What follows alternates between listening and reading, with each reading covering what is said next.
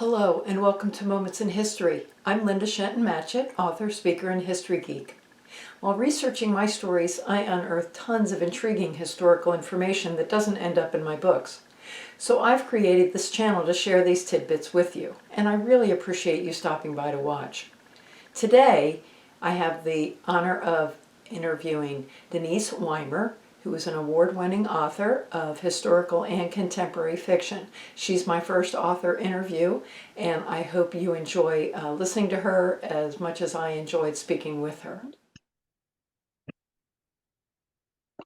Okay, well, I am very excited to have Denise Weimer with me tonight. This is my first author interview, so very excited about this. Yep, welcome aboard.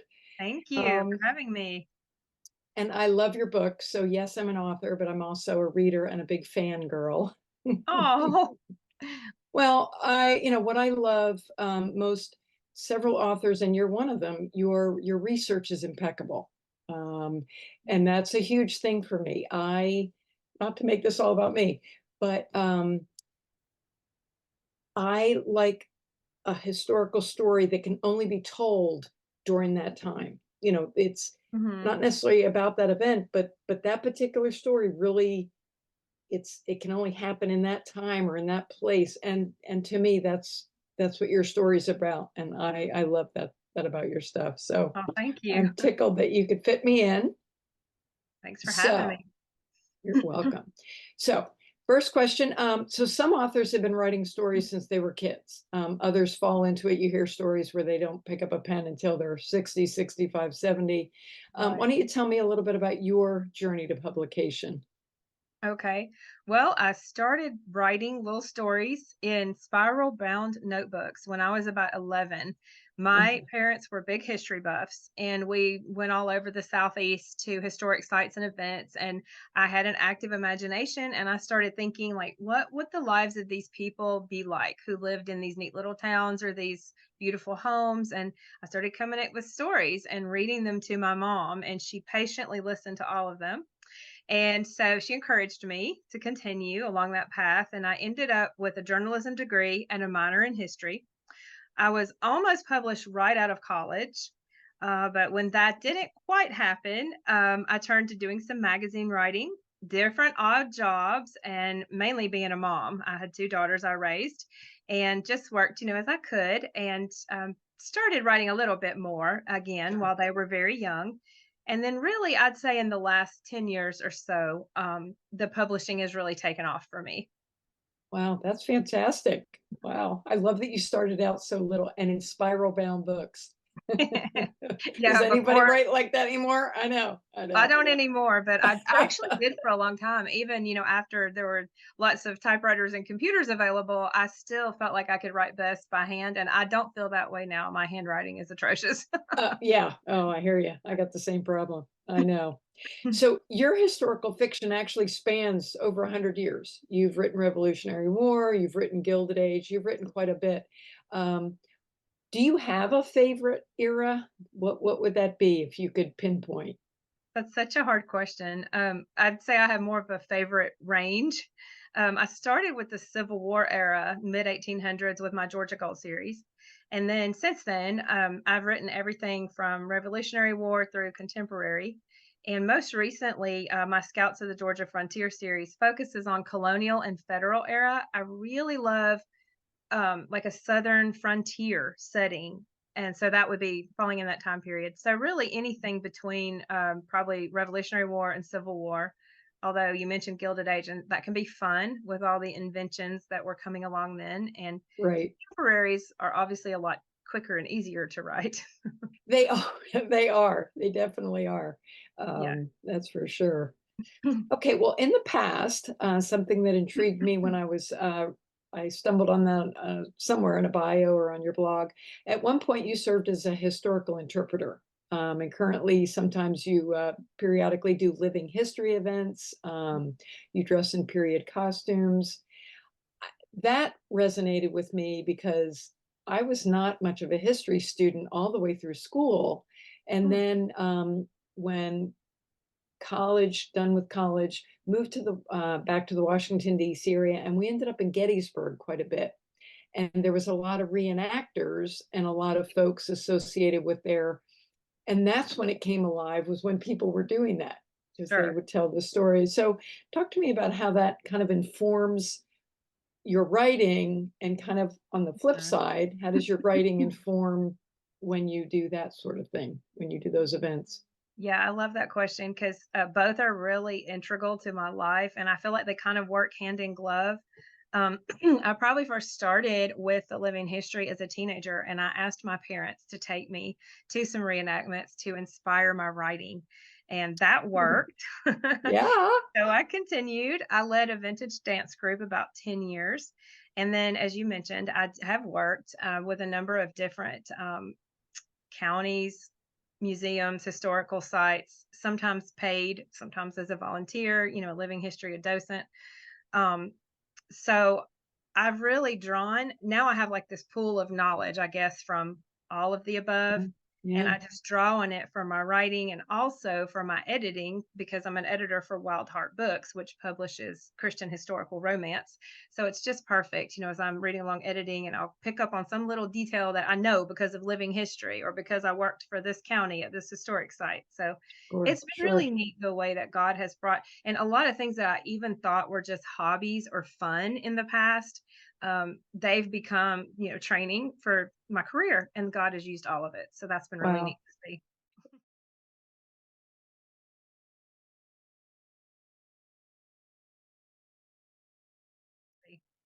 Fantastic. Now, I would imagine I have a couple of World War II outfits, and easy peasy. I slip them over my head, zip it up. But I Cute. think probably getting into your costumes is a little bit more involved. Yes, the Civil War is the most involved, I'd say, with all the different layers and the corset, the hoop, all that stuff. But yeah, colonial's a little bit easier. So far, I just have those eras. I had a Gilded Age outfit. I don't think I'd fit into it anymore. But yeah, I do enjoy a lot of different eras dressing out. That's Oh, fun. World very War II fun. is very cute also. Sure. Yeah. Like I said, easy peasy. You just zip it up and go. But the hats. Yes. Oh, I'm, yes. And I actually wore a lot of hats in the 80s. So I loved when they came in. Yeah, Yeah. for sure. So what do you think you enjoyed most about doing those living history events? Yeah. Well, I would say I really find a parallel again with the writing because sorry, spring allergies. Um, I think when you're at a living history event, you're really looking for that moment when you can't see anything from the modern day. Everything is authentic around you, and the sights and the smells and the sounds. And it's like you're transported. And, we look for that moment on the page too, of course, where you Right. Right. absolutely forget you're sitting in your living room and you're at whatever time period doing whatever. And Sure. it's just like you become this alternate person, in that era and also, I think, we are enjoying that because there was a better moral code and more faith in our nation at that time. And, there was a lot of more gallantry maybe that would have happened, although there were rough people living at any time, of course. But overall, there are values that we prize from those eras. Yeah, for sure. Yeah. Yeah. Oh, I love what you said about being immersed and almost forgetting that are in the modern time, that you're so Right. immersed. Yeah, fantastic. So talk to me about what some of the ways are that you research your stories, because I would think going back that far is tricky. Personally, again, writing World War II, I watch a lot of oral history interviews Mm, that because would be they're, good. which, you know, it's not, yes, it's 80 years ago now, but certainly, but you can't exactly do that with the 17 and 1800s. So how do you manage to do your research? Well, of course, living history events. I love to do that. I always try to take a research trip if at all possible, unless I've lived in the area or am very familiar with it, like it's close to where I live. So, for example, my most recent book, that what's actually coming out May 1st, is When Hope. I know. It's a Civil War one. It was 1865 at the very end of the war, Okay. which is fun that I got to circle back around to that time period for this book in Barber's series. But when I was researching that, So my daughter and I had a mother-daughter getaway, and we went to Memphis, and we Oh, took, wow. a a steamboat ride. Actually, it was probably not a full steamboat, but, Sure, with the sure. paddle wheel. So paddle boat. Yep, A yep. paddle boat ride on the Mississippi, and we went to Oh, the Sultana Disaster Museum, which is very nice. Little shout out to them if you live anywhere near there. It's gonna be well, it's now in, Marion, Arkansas, but they are renovating a historic school, and they're gonna reopen a glorious museum this time next year. But anyway, we visited there and, just had a great time. So it just really helps you, pick up the landscape, the people, little things that you wouldn't know unless you went. For instance, I was so puzzled by the way the river ran then, when I was looking at maps. And then I got there and I'm like, this is not what was on those Civil War maps. And, come to find out, of course, the river has mm. changed courses. One of the things that changed the course of the river was the sinking of the Sultana. It Oh, created a channel in the river. So it's just like the things you learn, yeah. So I always go national parks, state parks, historic sites, YouTube videos, also very helpful. For Sure. instance, researching one of my books, I watched videos on like Cherokee and Indian knife fighting, um, tomahawk throwing, things like that. I was researching and I went to a living history to see people do that kind of thing in person because, Sure, like you sure. say, it's not something you see every day.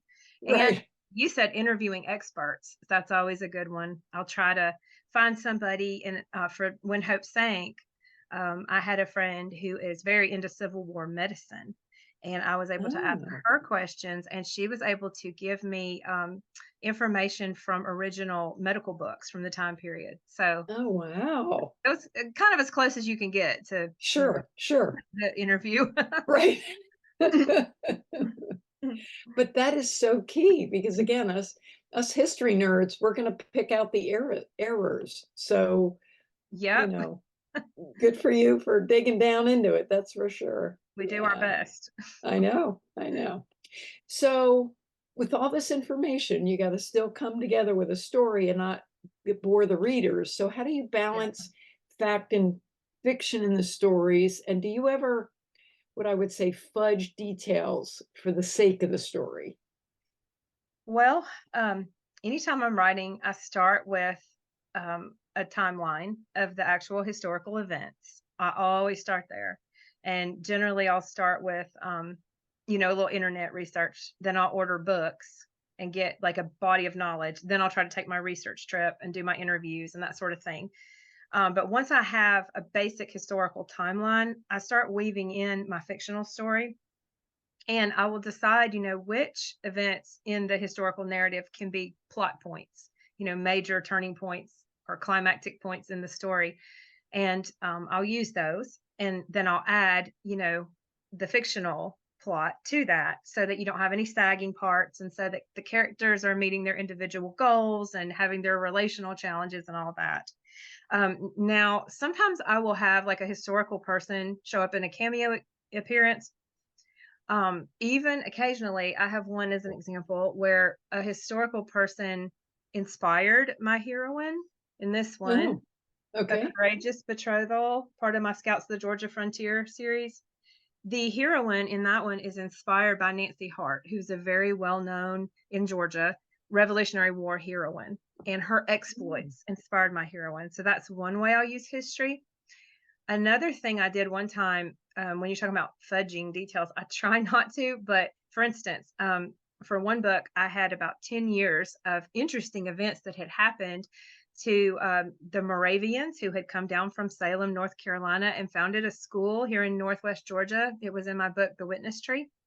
And it was about 10 years worth. And, the modern reader, that's too big of a time period to cover in a one. Yeah, yeah, right. So I kind of picked, cherry picked some of the most interesting events, and honestly, they are the events that you'd probably say she made that up, but they really Right. did happen in history.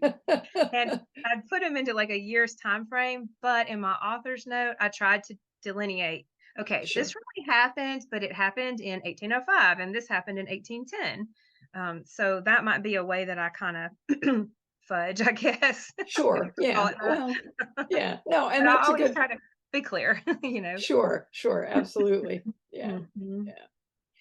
All right. So you talked a lot about the process for researching. So tell us a bit about your process for creating a new story. So Mhm. do how do you come up with your ideas? Do you come with a plot first, a character first, a location first? Yeah. And how long does it kind of take you start to finish? Okay. Well, I would say, generally when I'm coming up with an idea, I like to find either a historical event that is little known and very interesting, or maybe a location that has vanished and used to be Oh, there, and I guess it's my strange fascination with like vanishing history and vanishing Georgia. But and just even bringing things back to life, that were gone, but like they yeah. were once so vital.